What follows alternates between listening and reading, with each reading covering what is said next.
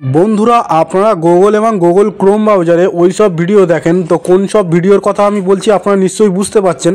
আপনারা যদি ওই সব ভিডিও কখনো দেখে থাকেন, আপনাদের ফোনে খারাপ নোটিফিকেশন আসে এবং আপনারা তখন বাচ্চাদের হাতে মোবাইল দেন, তো আপনাদের ক্রোম ব্রাউজার কিংবা গুগলে যদি বাচ্চারা চলে যায় তো ওই সব ভিডিও সামনে চলে আসে। আজকের আপনাদের এমন একটা সেটিং করে দেখাবো যে সেটিংটি করে রাখলে আপনারা ইচ্ছা মতন আপনাদের ফোনটা নিয়ে যার কাছে দেবেন তো কোনোদিন খারাপ সার্চ করার পরেও আসবে না, এমনকি নোটিফিকেশন থেকে শুরু করে খারাপ কখনো কিছু গুগলে দেখতে পাবেন না এবং সেসব সাইট বন্ধ হয়ে যাবে। জাস্ট একটা সেটিং বন্ধুরা, আপনারা গুগলে চলে আসবেন, আসার পর আপনারা উপরে জিমেলের লোগো দেখতে পাবেন, তো আপনারা জিমেলের লোগোতে ক্লিক করবেন। তো এখানে এমন একটা ইন্টারফেস শো করাবে, আপনারা এখানে সেভ সার্চ বলে লেখা আছে, জাস্ট আপনারা এখানে একবার ক্লিক করবেন। তো বন্ধুরা আপনারা দেখতে পাবেন এখানে ফিল্টার, বিলার এবং অফ বলে লেখা রয়েছে।